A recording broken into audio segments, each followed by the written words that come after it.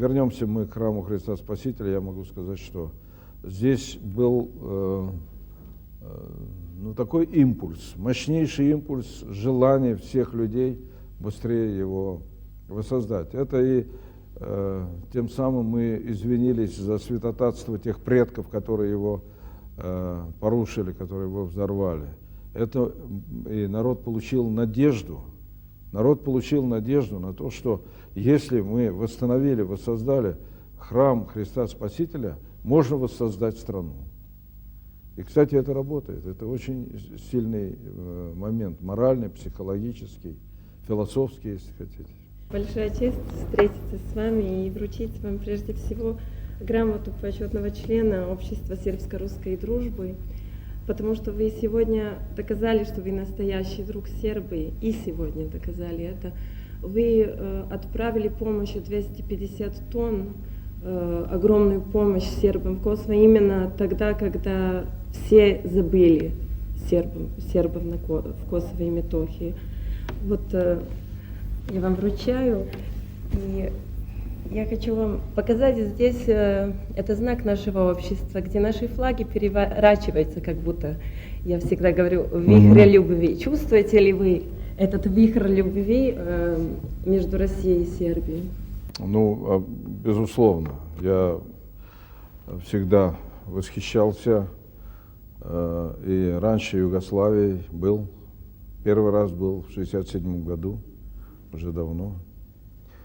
Вот. Бывал и в последующие годы, редко. Нужно сказать, что эту любовь и это отношение мне к Югославии привил мой отец. Он во время Великой Отечественной войны участвовал в освобождении Югославии, в боях под Югославией, был награжден там высокими правительственными наградами и всегда отзывался о югославах, о сербах очень тепло, очень тепло. И когда я в 1967 году поехал в Югославию, у меня было такое восторженное настроение, и я там пробыл 10 дней, и после этого этот восторг не прошел, он остался. Нужно сказать, что Югославия сейчас переживает трудные времена. Она была, безусловно, объектом неприкрытой агрессии, Сербия в первую очередь, да, и многие те процессы, которые мы видели, которые происходили с бывшей Югославией, тоже результат воздействия извне. Ну, а что касается ситуации в Косово, то я думаю, что это совершенно возмутительная вещь. Я об этом написал несколько статей, и, к моему удивлению, они были помещены в газете Financial Times. Сначала я написал статью о том, что я прогнозирую будет в Косово после того, как вот эти вот бандиты, я другого слова не могу здесь применять, захватят в Косово основные позиции, захватят в Косово власть.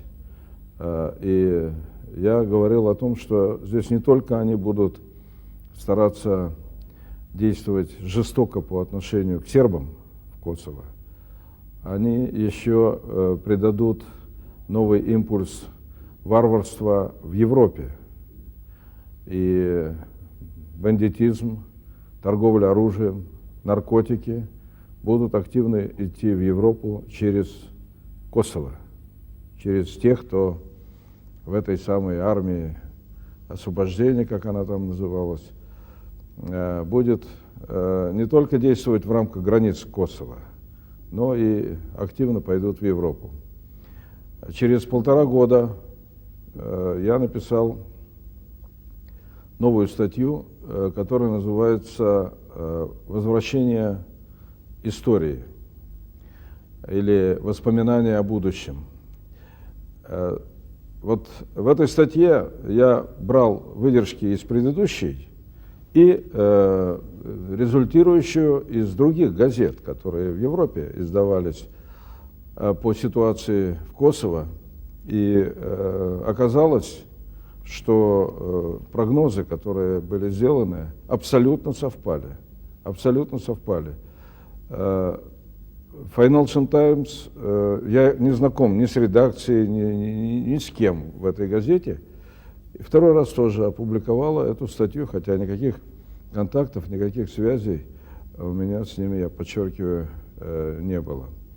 Сегодня в Косово по существу мы видим геноцид сербов со стороны албанской части боевиков и тех силовиков, которые сегодня там по существу определяют жизнь в этом крае.